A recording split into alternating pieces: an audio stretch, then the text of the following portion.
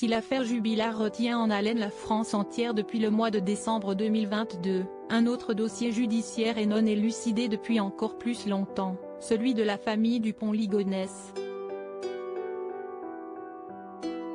Le père n'est toujours pas retrouvé plus de 10 ans après les faits et un cimetière a été exploré, comme on souhaite le faire pour le cas de Delphine Jubilard. Le corps de Delphine Jubilard pourrait-il se trouver dans le cimetière de Dalmaz? La piste intéresse depuis longtemps les enquêteurs. Les proches de la trentenaire disparue dans la nuit du 15 au 16 décembre 2020 également, depuis qu'une de ses amies a croisé le mari, et principal suspect en détention provisoire actuellement, aux abords de ce lieu de repos pour les morts.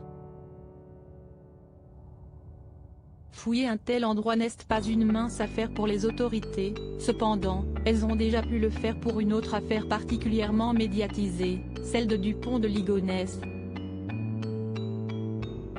Dans les colonnes du Midi, un lien inattendu est fait entre les deux dossiers, celui de Delphine Jubilard, maman trentenaire et en procédure de divorce qui s'est brutalement volatilisé il y a 1 an et demi, avec celui de Dupont de Ligonnès, fugitif accusé de la mort de sa femme Agnès et leurs 4 enfants, Arthur, Thomas, Anne et Benoît.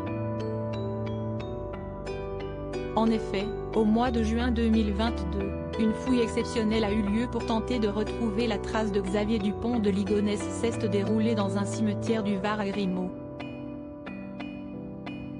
La piste suivie était celle d'un suicide du père de famille après avoir mis fin au jour de chaque membre de sa famille en 2011. Plusieurs tombes ont été inspectées et fouillées par l'Office central pour la répression des violences. Si est dans ce cimetière de Grimaud que l'accusé a passé une bonne partie de ses étés de jeunesse. Mais les recherches sont négatives, a affirmé une source proche de l'enquête à France Info.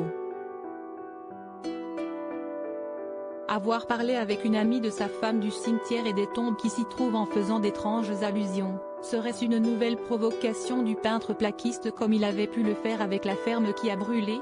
Ou serait-ce une théorie plausible qui permettrait enfin de pouvoir retrouver le corps de l'infirmière tarnaise?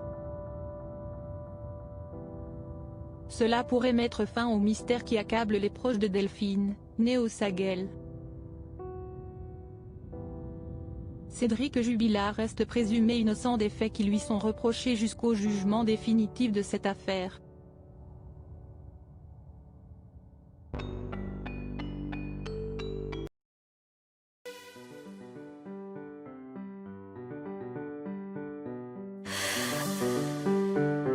나